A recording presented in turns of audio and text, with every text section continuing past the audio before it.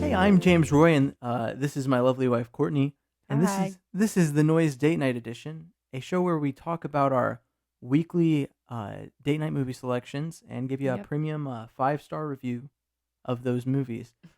We also talk about our lives, and so on today's podcast, we'll be talking about how we went to a Julian Baker concert in San Diego. One Mhm. of my favorite artists, an artist Courtney's not super familiar with, but now she is. Yep.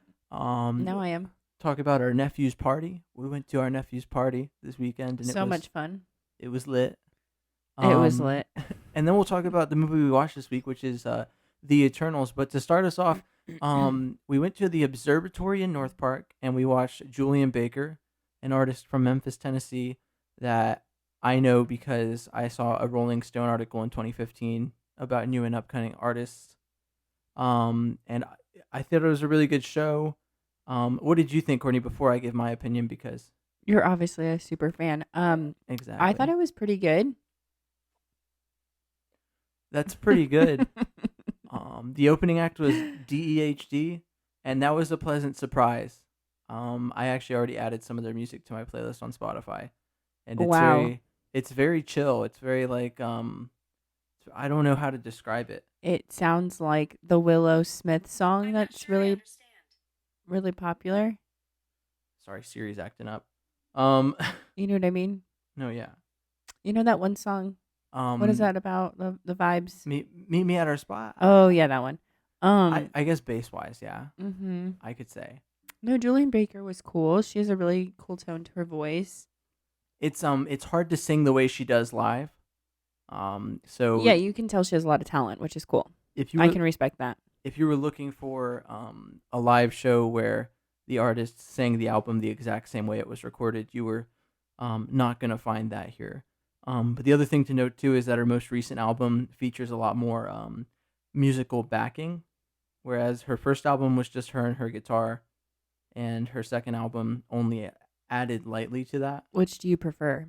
I'll always think that her first album was her very best work, Mm. but I thought that her third album was far better than her second. What does Sporkliff think? I guess we'll find out. Has he done a rundown on We'll have to go Julian Baker? comment on the Jukebox Completionists Mm. webpage, and Is that what it's called? that's what he calls his page. Oh, I think his nice. handle is Sporklift though. Yeah, that's why I said Sporklift.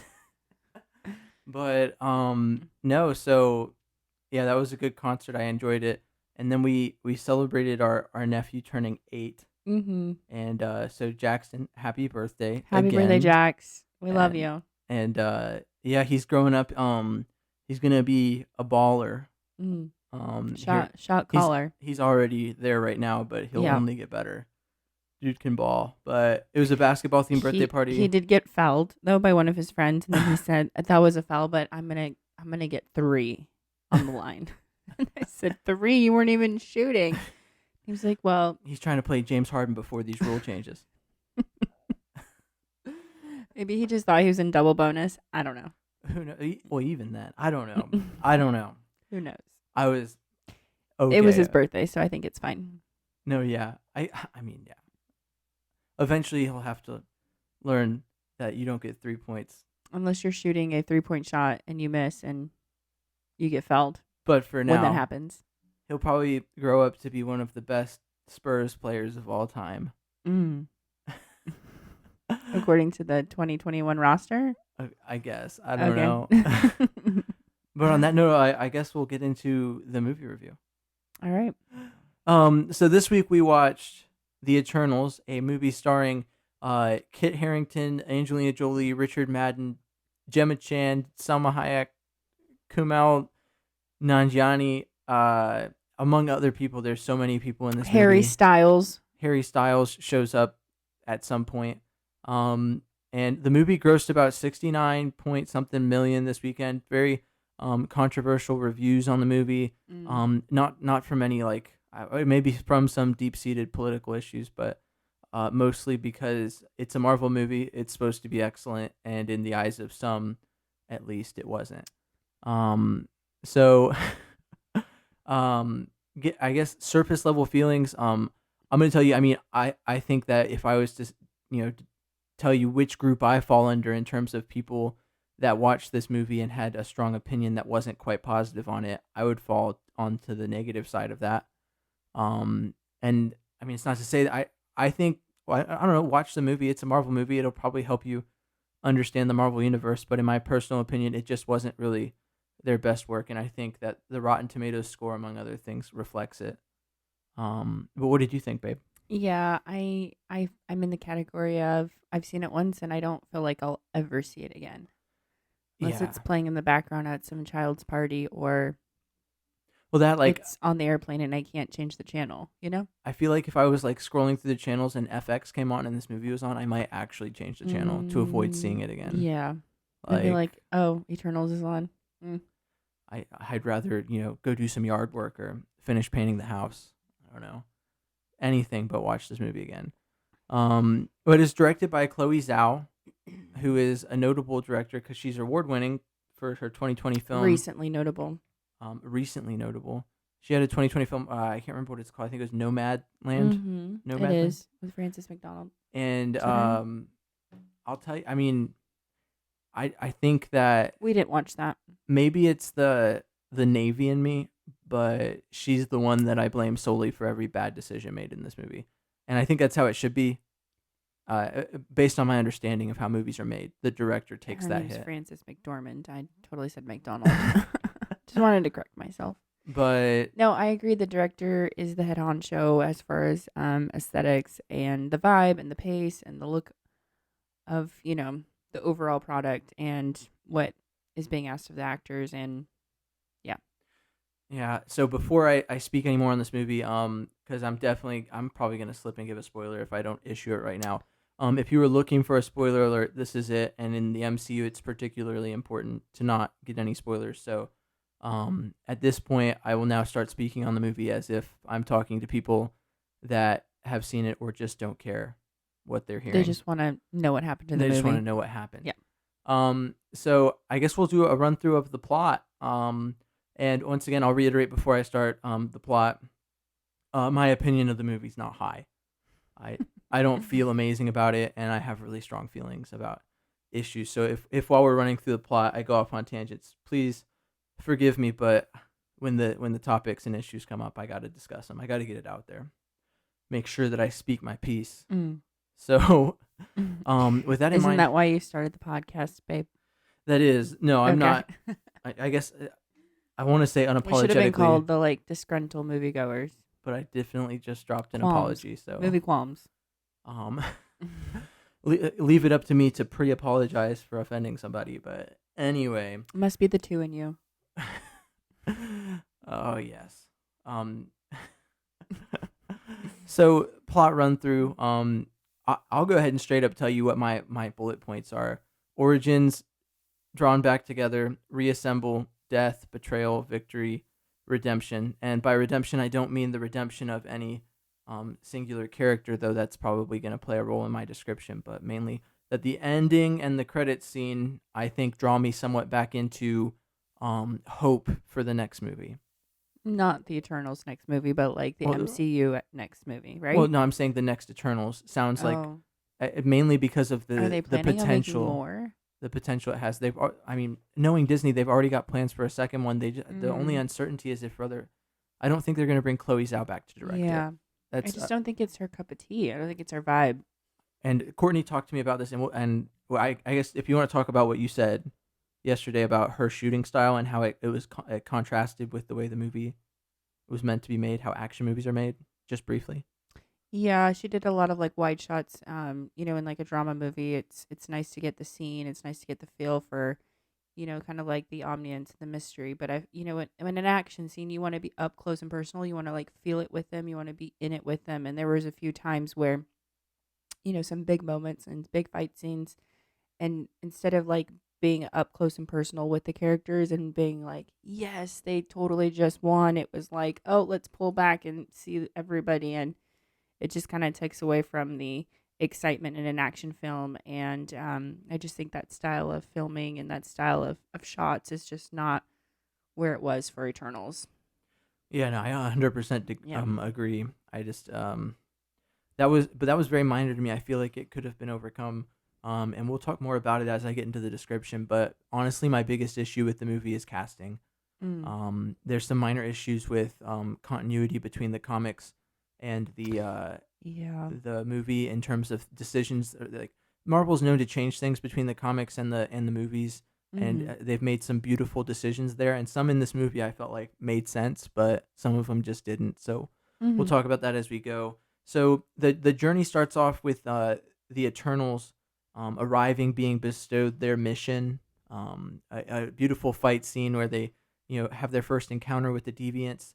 We kind of get to meet the team, which consists of Angelina Jolie as Thena. You got Richard Madden as Icarus.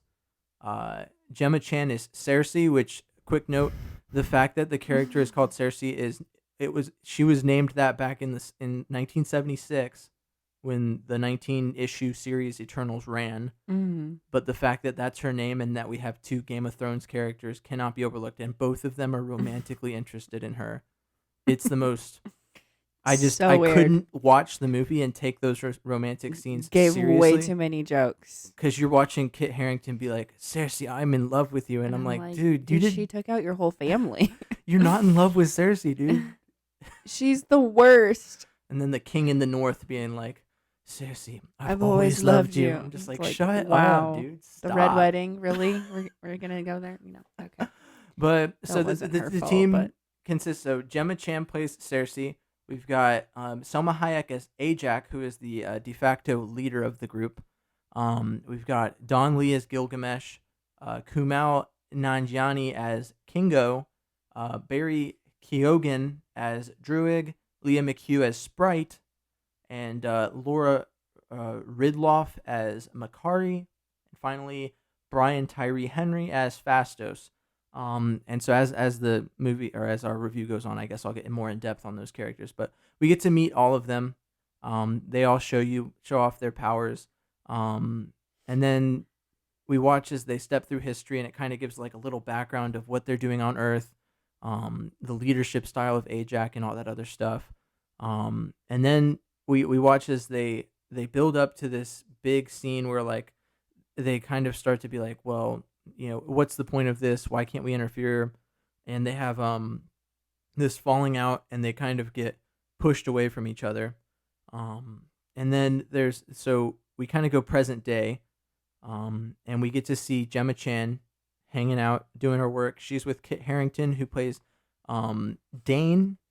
It's later revealed that he's the Black Knight, which is a character that falls into more of the Blade segment of the Marvel universe. But they're known to be together in the comics. It's not unusual for them to be dating. And so they meet up. There's suddenly this like massive worldwide earthquake.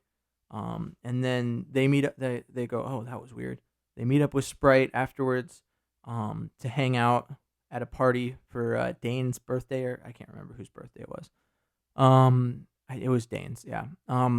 They're walking home, and suddenly a deviant attacks. Now, the big thing here is that the Eternals thought they had beaten the deviants way back when. The deviants were on their final hunt when the fallout happened between them. And so they killed the last of the deviants, and then they said, you know what? Or Ajax said, you know what? Y'all are no longer needed to be together. So I know that we haven't been called home yet. But for all intents and purposes, you can go do you. So that she so sends them live on your their way. life. Yeah, just way. And so now all of a sudden you kind of get this impression. It's like, okay, well now we got to get the group back together. During this fight, Icarus shows up, played by Richard Madden once again, and helps them beat them. Now, important note here, my first, I don't know if it's really an issue. I think it was kind of semi-important to the plot, I guess, but in the comics, all of the Eternals are kind of viewed as very, very powerful. Gemma Chan's character Cersei is one of the more powerful, up there with like the Scarlet Witch in terms of power level in the comics.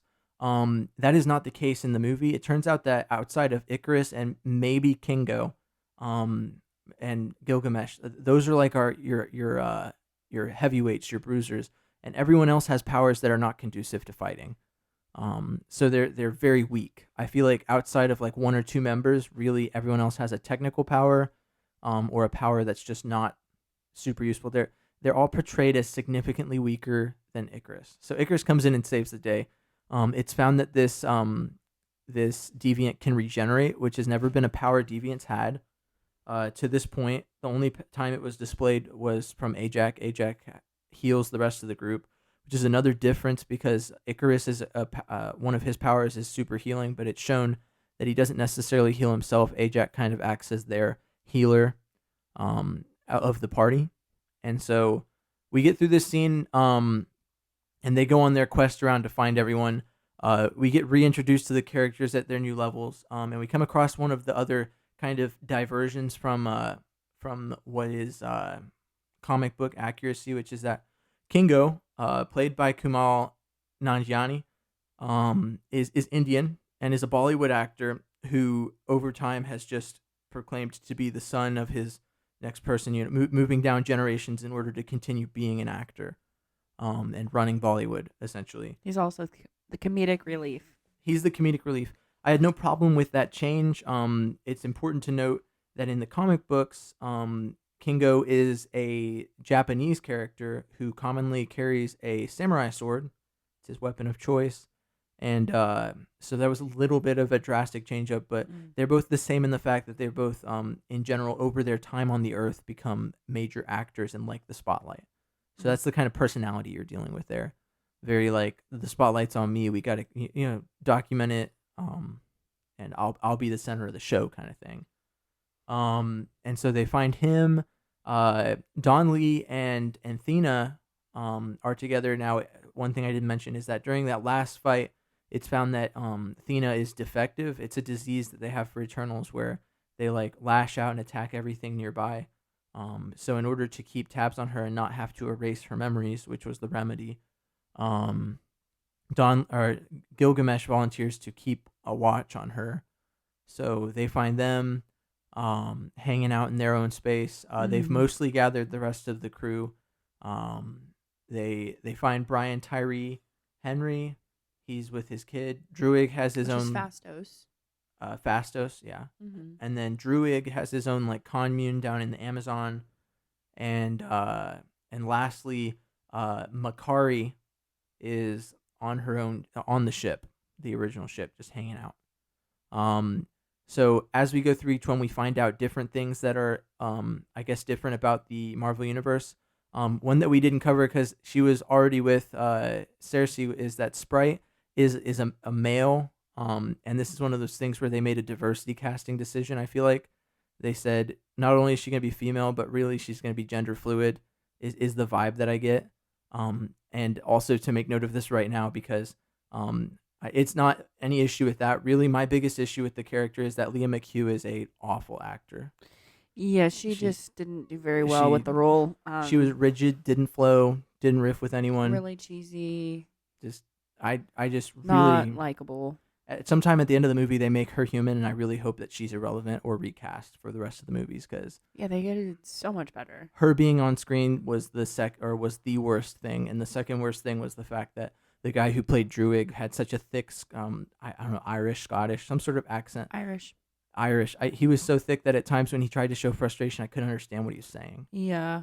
So I thought he was all right for the role. I think he embodied it well, but that was my biggest qualm with him. But so the other difference that you really need to cover before we move on in the plot is that Lauren Ridloff plays Makari. Makari's a male in the comics. I felt like it was a nice touch to make that character female. I didn't think it affected anything. My biggest qualm was that they made Makari deaf. And you saw in all the headlines, the first deaf character, first deaf superhero. And so in the comics, the Eternals are, along with the Deviants, are human spin-offs. So they're like the Celestials did experiments with human DNA and kind of split off two paths that come off of humans. So they're like semi-humans, right? In the movie, they're an alien race that was designed that they don't really have a home planet, and they're just sentient beings that were designed. They're almost the closest comparison could be like robots, essentially, Mm-hmm. like a cyborg kind of Mm-hmm. thing. They're just ultra human cyborgs, essentially, Mm-hmm. androids, if you will. So they made her character deaf, but like I can't imagine that the Celestials, when they were creating Makari, thought, it'd be a really cool twist to put on this character. She was deaf. Yeah, I think it was different if it was like a normal person who was deaf and then they became a superhero, kind of like a Yeah, Spider-Man like in a sense. I think that would be we've already got cool. Daredevil being blind, what played like a huge role in his Absolutely. character. Yeah, It loved was that. vital. Mm-hmm. I didn't feel like it was necessary to make I just Makari don't think this deaf. is really like realistic Yeah, if you're going with the universe and how ththese characters are actually created, 100%. like from their own origin. And then Fastos is gay, which is like, okay, cool. That's causing controversy in like the Syrian countries. Angelina Jolie has spoken out because it's the first time that a Marvel movie's kind of faced that controversy. They've had gay characters, but or A at little more least subtle, I a little guess. more subtle, I guess. This one was very out there and in the Mm-hmm. open. And I guess that those Middle Eastern countries just weren't for it. Yeah. So we've gathered up the group, and we reassemble, and the common goal here is to stop the deviants, or so we thought. So we kind of run into the main plot twist here. They're all together. They've discovered that Ajak is dead along their path. And it's important to note that Ajak is dead. She's the only one that could heal, and now a deviant has healing powers. So, in a roundabout way, so how they discover it is that Cersei discovers Ajak dead and gets her powers. Ajak has meetings with the Celestial and knows all about the mission and doesn't really disseminate a lot of that information down. So Cersei is designated as the next leader, which is surprising because Icarus is a alpha leader kind of guy, and you would think he would have been designated as the next guy to take over. Turns Mm-hmm. out he was, but due to some plot points that we'll get to, he didn't get to take over. So Gemma Chan takes over, and she kind of gets told the plan. The plan is that the Celestials plant seeds in planets, and they plant these seeds in order to grow more Celestials. So essentially, planets are farmed and grown with people so that they can develop enough energy to birth a Celestial, and in that process, the planet dies. So their whole mission is to do that, and this is when they discover they've been talking about their home planet this whole movie, and until now they thought it existed, but it doesn't. It's just one of the last planets that they can remember being on before they came here for this mission. Because every time that they've been working together for a long time, they just get their memories reset, and so this is like the first time that anyone's given all of them the insight that, hey, we go to planets and do this, and then we move on to the next planet once the planet's destroyed. And they were like, but we like humans. We like the Earth. They're different. They're special, because why wouldn't humans write a comic where the humans are special, right? Many planets in the galaxy. We're so special. The MCU is so large, and there's so many other beings, but humans there's something about them. There's like spunk or something. I don't know.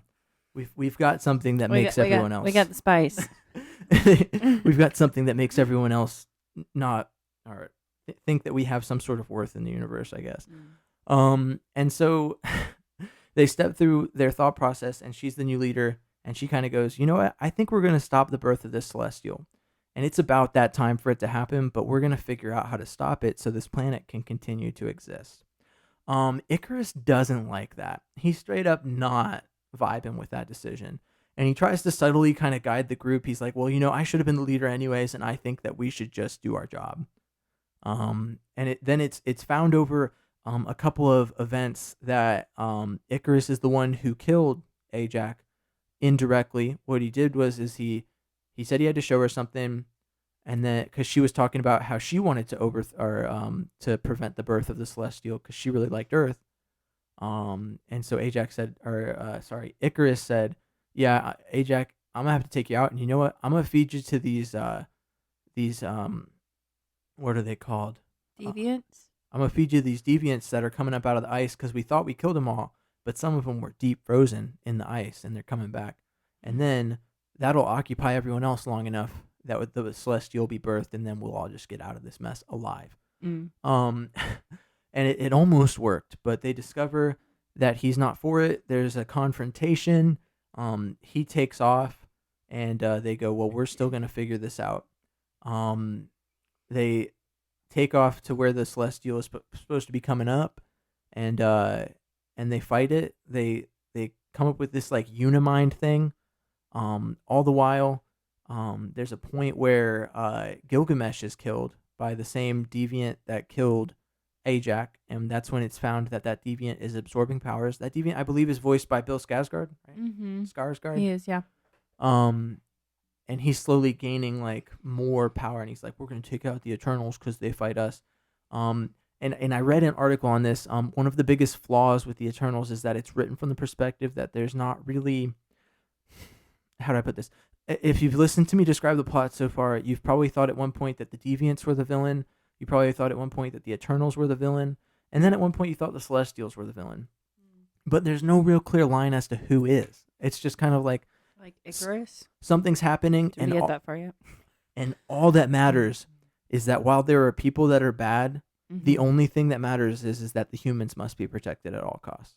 So really the bad guy is only whoever is trying to adversely affect the humans, which in the end becomes the Celestial trying to be born.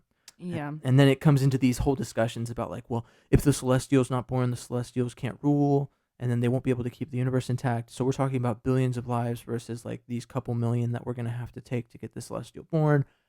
And it's just, it asks a lot of deep questions, but I think the movie's just trying to be deep for the sake of being deep. It's a story that's just not set up to be, I don't know how to put it. Every single phase of the Marvel Universe so far has kind of tackled subtle villains in the background, but in general, at the end of the movie, you knew who the bad guy was. And I feel like one of the biggest flaws with this movie is that at the end of the movie, I just didn't really. I feel like the Celestials are beat to blame. They said they're gonna spare the humans because they stopped the Celestial from being born or whatever. Yeah. That was kind of I'll get into that more later. But anyway, they have the big fight. They use what's called the Unimind. So Fastos' power is invention, and he kind of draws all of them together using the ball that connects Cersei to the Celestials to communicate to their minds so that she can use her powers, which are to change materials into different things. And they combine their brain power in order to turn the Celestial into, ice or something before it can emerge, thereby saving the planet. Yeah. All the while this is happening, Icarus is trying to fight it.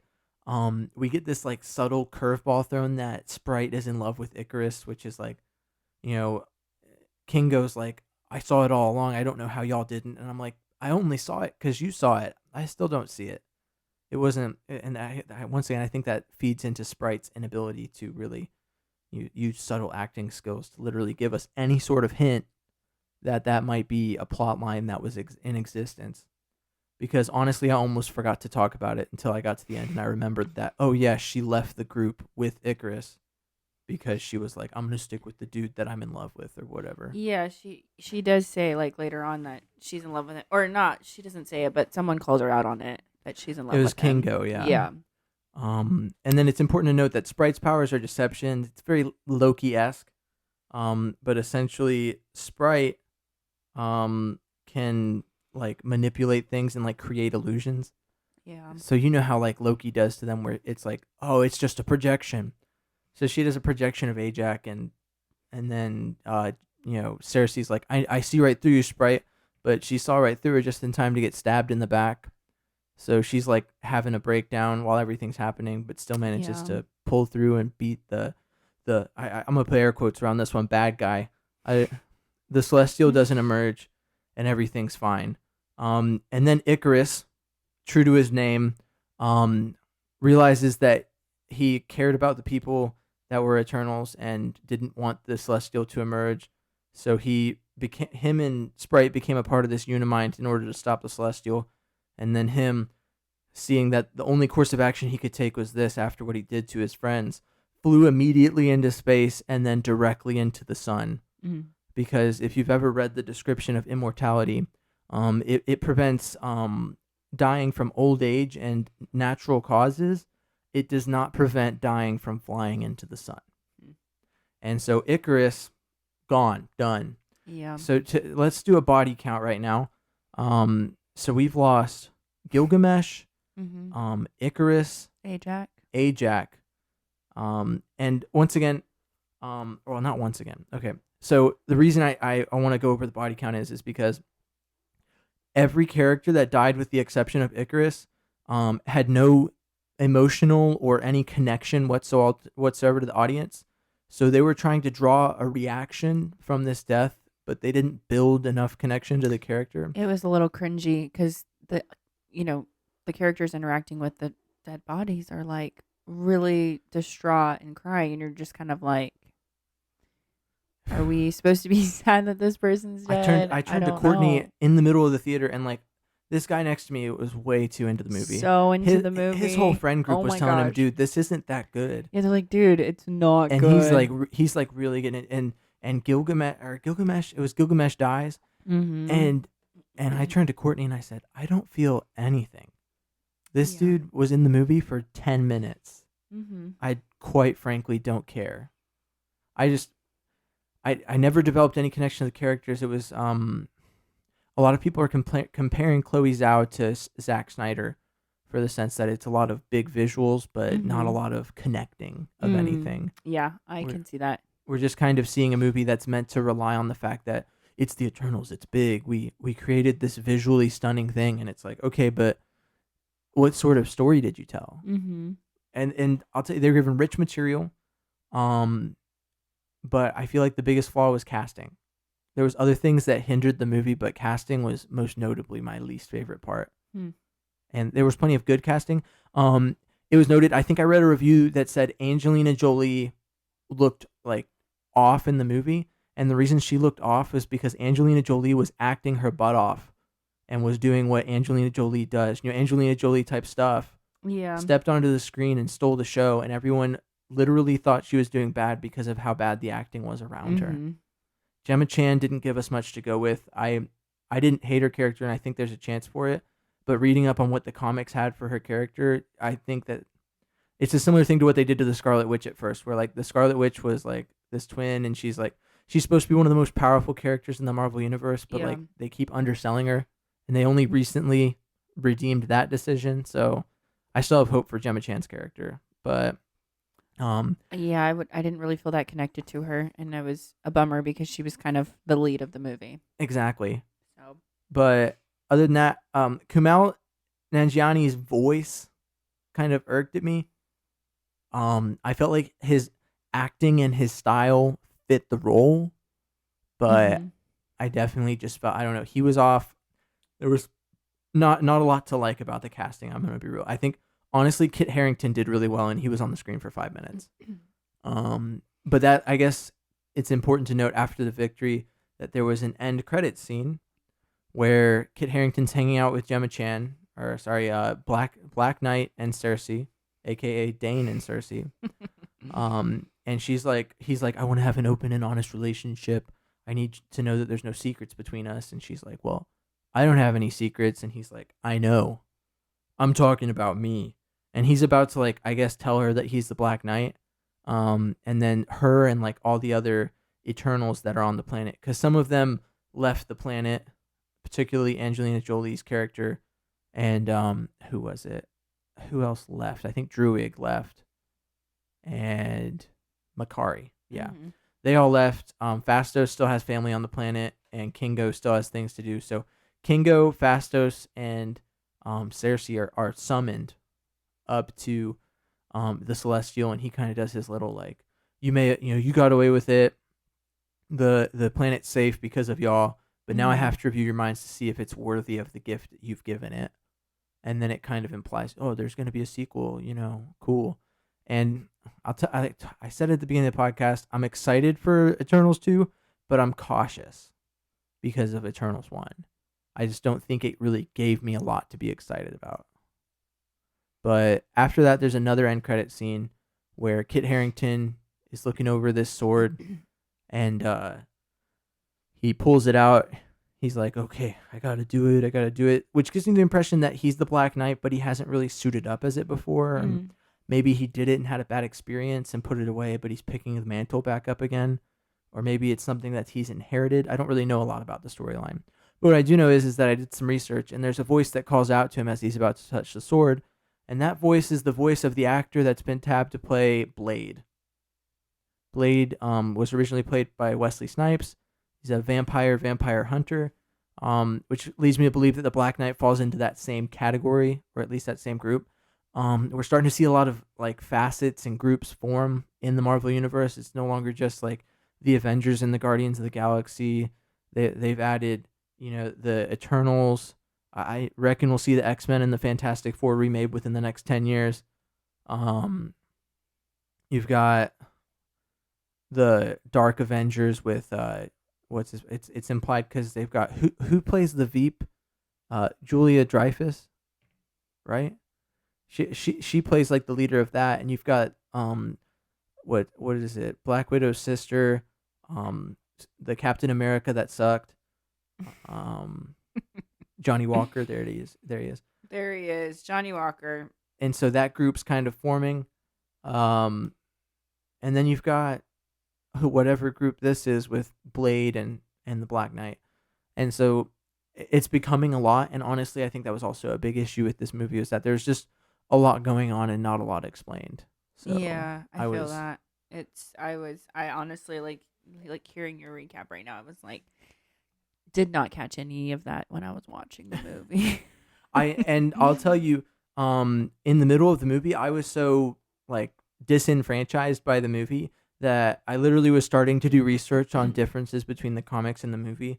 And I was getting really deep into the rabbit hole on this whole Makari being deaf in the movie thing. And I was on her like Marvel like wiki page, and it spoiled the movie for me because I looked and I saw it listed friends and foes, and under friends it said Icarus, and then in parentheses it said sometimes enemy, and I'm like, now I know the plot twist.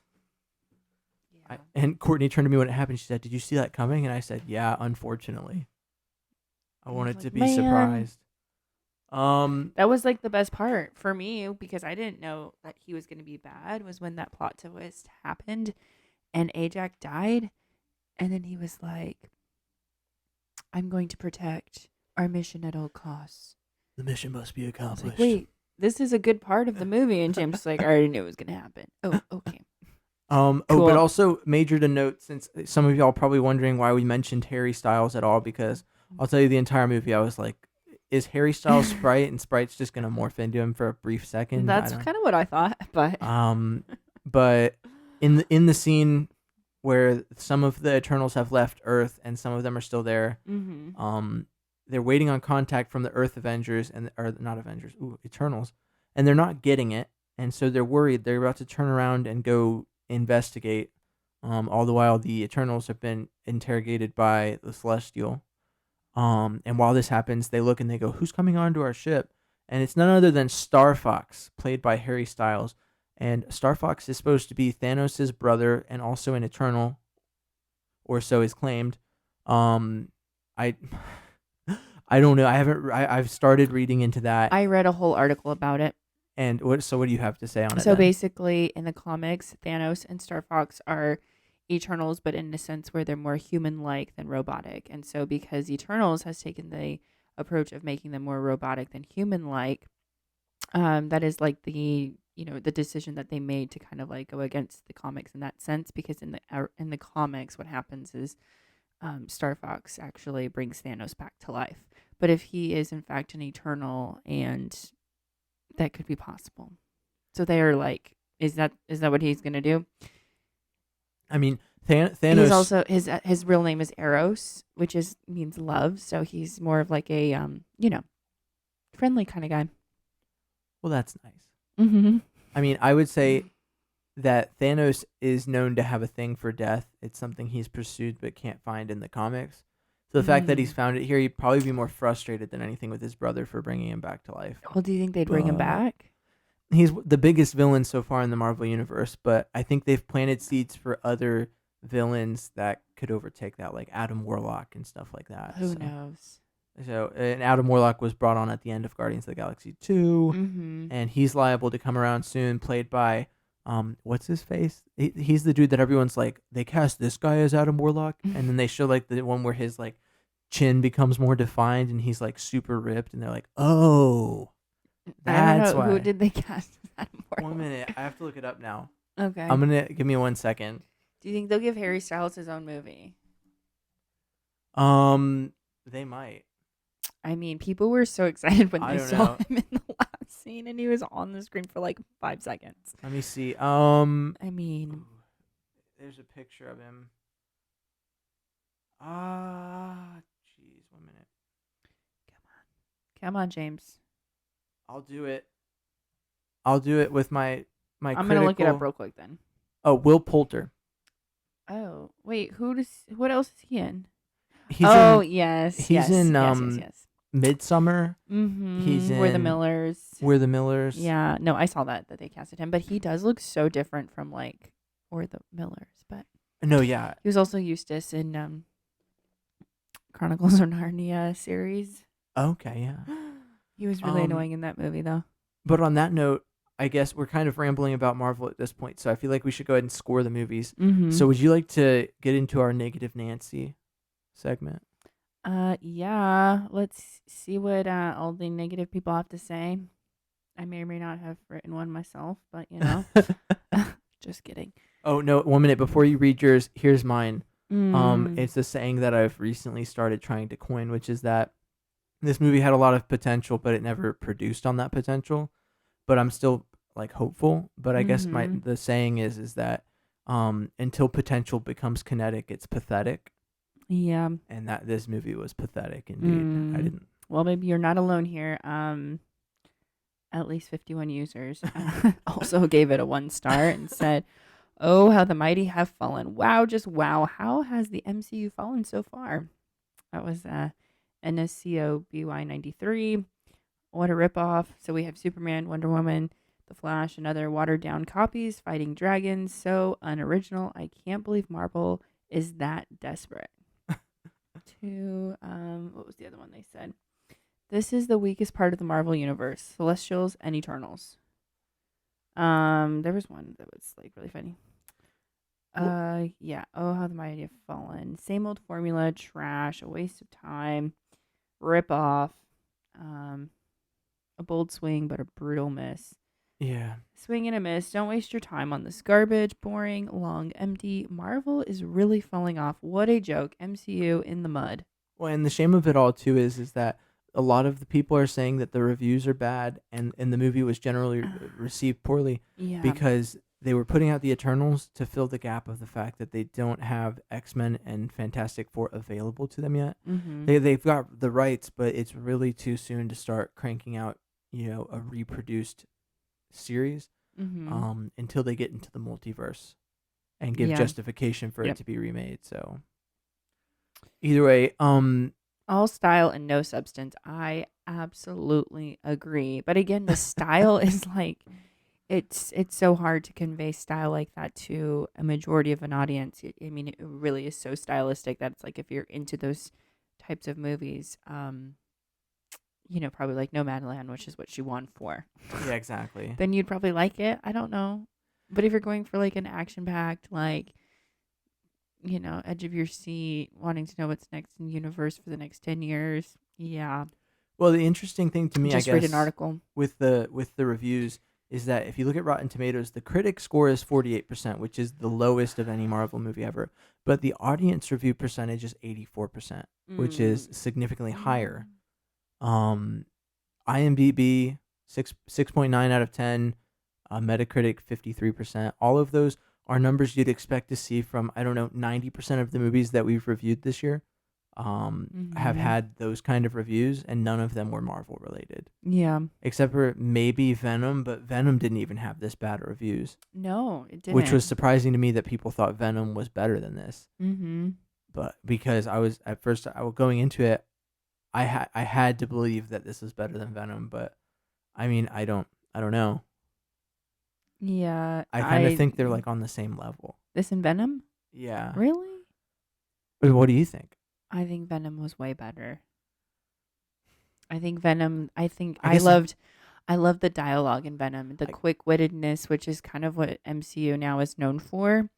It yeah, has no. become, and it had that vibe, even though the plot wasn't Well, that great. And at points, what I the mean? Eternals tried to be like funny, but all of the jokes fell I flat. think, yeah, because it was just such a serious tone the entire time, and then they would say like, like the one joke that's in the trailer that I'm sure everyone has seen. I bet this is made of vibranium.